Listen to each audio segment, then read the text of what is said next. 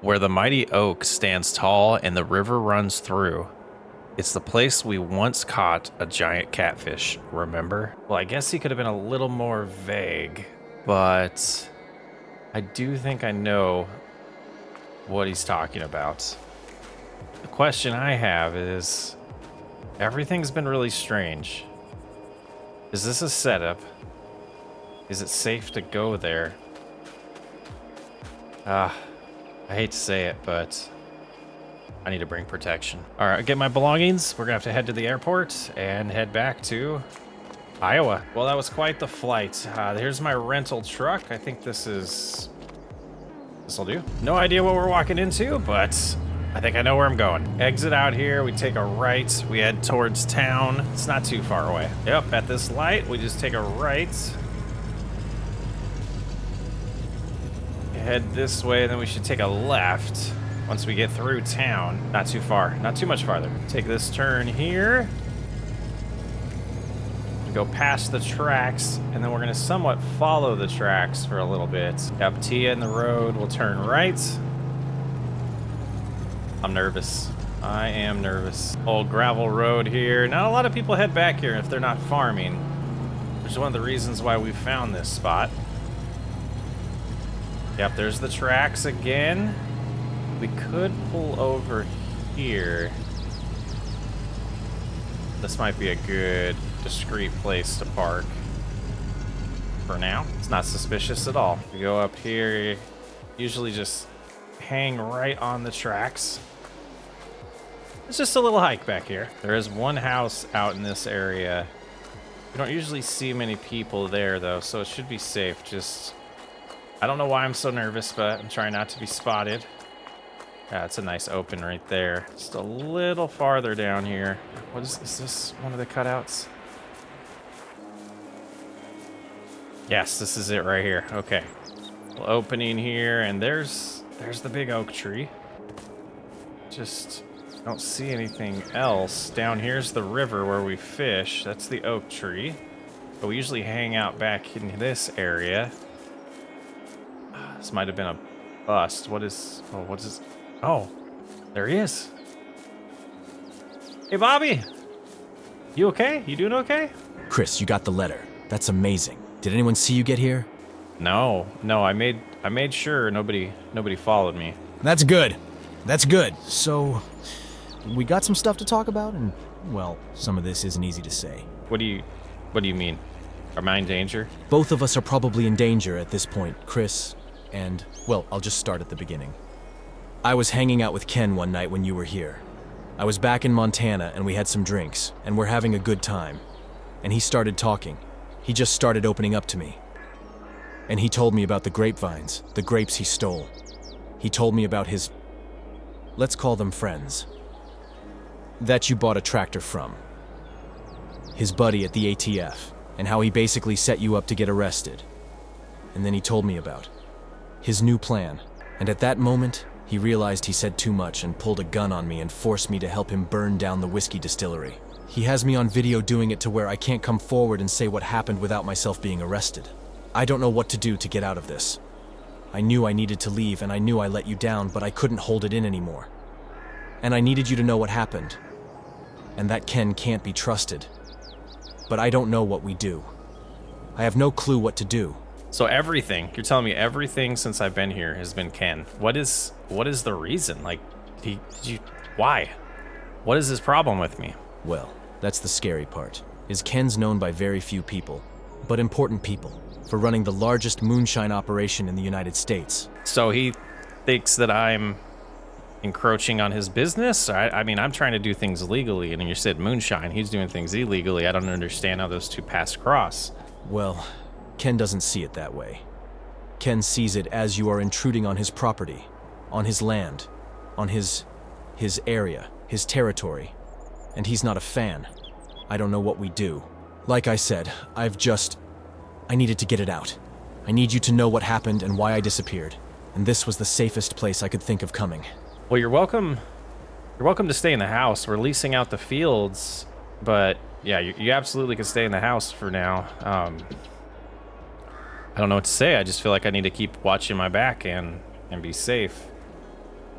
I gotta get back to Montana. I gotta harvest a big, huge harvest coming up here in June that I gotta get to, and I don't want to leave you by yourself, but I don't think you're safe in Montana, and yeah. Chris, I appreciate that. I think I will stay at the house. I just worry that Ken knows about that property since you bought it, and it's, you know, public information to find deeds and liens and things like that. So, but I think it'll be safe. I haven't seen anything that seems suspicious in the area. I don't know if anybody knew you left town. No way. Nobody knew. Not a chance. Okay, yeah. I think yeah. Head back to Montana and I'll take care of the house and watch over it. Thank you so much for giving me a place to stay and trusting me. Well, I don't have any choice at this point, Bobby. You've done a lot of good work for me. You've been great over the years, so I was shocked to see that note you're gone, and this all makes a lot of sense, and I got a lot to think about. Nice chatting with you, Bobby. This just gets weirder and the strangest thing I've ever dealt with in my life. Well, it's been quite the few days, and we've got to stay on top of things. I can't really worry about, I didn't get any of this stuff put away because of that letter, and I think it's time to get busy. We got a lot going on, but we got to keep the business running. We got to keep everything in check here and make sure we're still profitable while we figure all this out. I don't know what I'm going to do with that information I got from Bobby, but that's not the most exciting news to get. So we got some barley to harvest. We'll go ahead and pull the header trailer over here, and I will go ahead and hook up to that and get these harvests going. It's the best way I know how to keep my mind off of the drama that's been going on here. So we'll back up this way. I think we will start with end rows like always. Probably a full headland of this. But this is, wow. It's kind of nice to get to focus on some harvesting here of a new field, really, for us. Be our first time harvesting it this large, and should see a pretty good amount of goods come out of this. Yeah, we should get some straw from this, so we'll get that enabled. Let it drop some straw. Perfect. So far, I'm seeing 217 bushels an acre. Outstanding. We did a great job taking care of this field this year and getting it all prepped. It's just, it's too bad Bobby's not with us to see the fruits of our labor here. Oh, maybe we'll get that all situated and we'll be able to get Bobby back, but I don't know what those videos look like that Ken has. That's quite the entrapment that he's got going on there. I think the best thing to do right now is just focus on what we can control in the harvest here, and yeah, I really got to think, am I going to take this information to the authorities? I don't feel safe. Almost halfway done with the headland. We just filled up here. We're going to go ahead and open this pipe, and did we? We did. We did upgrade this. I couldn't remember if we still had the problem where the header was too big, but that looks perfect. We'll be able to get the semi over here. So I'm going to take a nice jog home. I think I am just going to get the semi and not do the auger wagon for a little bit and see how that goes, since it's just me. I'll just move the semi around or drive to it to unload. And yeah, so about a little over half the headland. And I think that's good. Should be plenty of barley to get over to the distilleries and get us going there.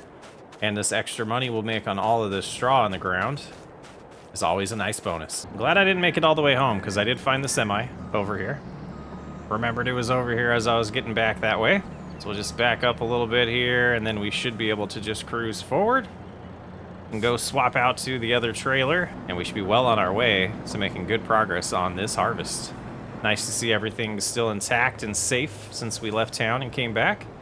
Was a little concerned about that, but all is good. I think this will be a good place to put the tank for now. We're not really sure how often we're gonna have to use that tank, so we got a lot of water in the facilities as is, so we'll just get this all hooked up and start unloading the harvester. And we will fill up all the productions with as much barley as it'll take before we come back to the silo and drop off more barley. We're gonna have to do some calculations. This might be a year that we do sell barley. We went way overboard for what we can produce in 1 year, but now having 4 facilities, it might be okay. Gosh, I just can't stop thinking about, like, what did we do to make Ken hate us so bad? It's just, I guess we're somewhat competitors of his, so I guess that would do it, but so bizarre. I think we'll shut the semi off for now. So we got that first bin here kind of somewhat full in here. That means we can get back to the harvest. Hopefully we get all the way back. And I do want to do some calculations on how many end rows would make sense to cut off here to be able to do some ups and downs. But it's a big field. It's a big field, and our original idea was to have multiple harvesters out here and multiple helpers running the carts, but I don't trust anyone right now. We're gonna do this work by ourselves for a little bit until all this blows over or comes to some type of conclusion. And based on what I'm hearing from Bobby, I'm a little worried on what a conclusion might mean. We made it so close. We drove through some crops there. We made it so close. So what we're gonna do is we're gonna get the semi over here. We'll unload and then we'll do the rest of this little section. But then I'm gonna head back to that side of the field and do one whole pass and see what percentage we're at. You know, 800 bushels already. I'm really glad we expanded this field because we're gonna need all the barley we can get, especially we might have to lawyer up for Bobby soon. All right, let's pull up just a little bit here. And then we will do that little section, like I said. That will allow us to... keep shutting that off. That'll allow us to have this full headland done, like that. Go ahead and shut it off. We'll back this up and go ahead and unload it. Right there. Just a couple bushels. And now we'll cruise around to the other end, because that's the side that is the longest. And at that point, we can figure out if we're going to be able to do this harvest by ourselves, or how difficult it's going to be doing this harvest all by ourselves, because we got all of that golden barley over there to do as well. And go ahead and cruise this direction. I do think we will configure our guided steering here. Just lift this for a second, and I think that's probably a good spot right there. Get this all enabled, and we'll just go straight up this way. We're going to create our row right here so we don't miss anything, but it might not give us a true number. I want to see where we hit about 50% in the combine, and that's where we want to cut the field off. So we might do this whole row, turn around and do that, and see where we're at. All right, so 57%. Let's get the semi over here. Now that I look at it, this might be enough to fill this up all the way. We'll see. Not quite, but close enough. Let's go ahead and drop this off at the distilleries. We'll start getting those populated and see how much it'll hold. All right, we'll come around this way and we'll do these front ones first. We'll get as much barley as we can in here. I don't remember how many bushels it holds, so this will be interesting. Start with this front. Would be nice if this whole thing goes in here. Very good. All right.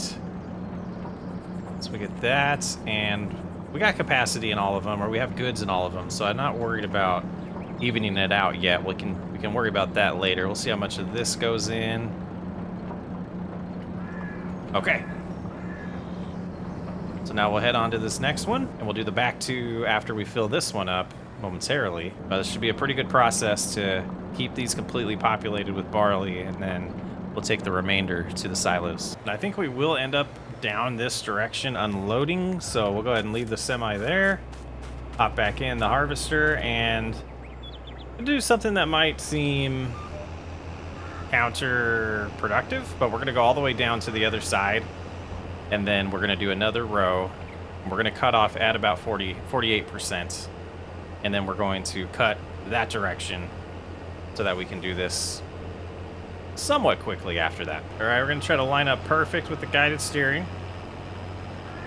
Should be able to just cruise forward now. I'm going at 9 miles an hour because, you know, I can.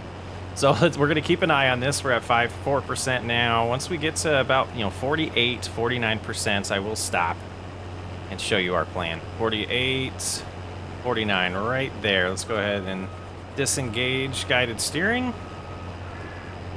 And we're going to come in this direction now. And everything to our left we're going to harvest first. And then after that, the rest will be cake, because we'll be able to do ups and downs and unload at the same side always, and always be able to have the auger out to do so. But we got to make sure we're driving straight at 270 degrees. I don't want to reset my GPS to get the lines off. So we'll just use the numbers on our screen to show us the direction we're going. And that should be golden. There's another full combine there. And get this unloaded and we'll be able to continue on and continue. All right, we almost got the semi all full there. It might be actually full. But we're gonna go ahead and cruise over here and start doing what we talked about. And we should be able to go up and down without filling up all the way, since we'll start with the auger towards the grain, which is absolutely not what we want if we're gonna have to unload. So we'll go ahead and back up and get perfectly straight here. And then get going. Cruise back down to 9 miles an hour. And when we get there, we should be at 49%. And then that means when we get done coming back, we're at 98%. And that should be a good process. We'll see if I'm right. And it looks like we'll be a little shy of our number, but either way, it's a good difference. That way we won't be full ever when the combine... Oh, what just happened there? Lock in. Yeesh. There we go. All right, now we cruise forward. Yeah, the combine will never be full in the wrong direction, and we'll be able to do this full row every time before we empty, so we'll never get out of cadence with that.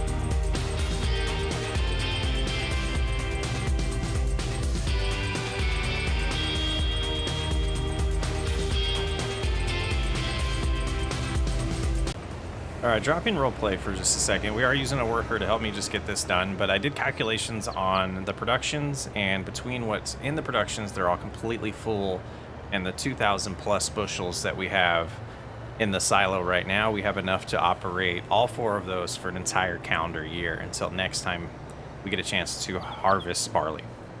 So that means we're heading to Hoot's place. The rest of this field to the left and all the field in front of us is getting sold. Gonna end up being a pretty profitable day, I feel. All right, first group getting sold here. Some good money for barley this time of year. Yeah, it's about 40,000 per hopper here. 40,000 per section. That'll give us 80,000 per trailer full. 82,000 pretty much. That's a pretty exciting amount of cash we're bringing in today.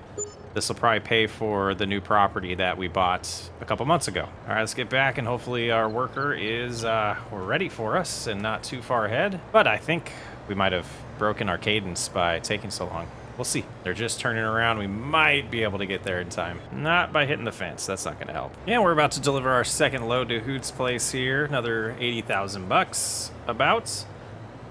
And then the harvest will be done. There's a little bit left in the combine that we'll have to bring. But I've also remembered that it's time to sell those black beans that we've had forever. So after we get done selling barley, we're gonna come over here and see what kind of money we made on those black beans. And unexpectedly, it's turned into a very profitable day after all that strange news from Bobby. And keeping that off my mind has been nice until I brought it up now. But it is what it is. We will get that all sorted out eventually and figure out what we're gonna do. But at this point, I'm not going anywhere. I'm sticking my feet hard in the ground in Montana. We're not moving. We're not going anywhere. Ken's just gonna have to deal with us. 219 extra bushels. I think we will just drop these off at the silo and keep them just in case. We could always sell them later if money gets tight. And looking at our balance right now, I think we'll be okay. But we will pick up the black beans after we drop these off. And I think that's gonna be 2 loads. I believe we'll get 1 full load and 1 partial load.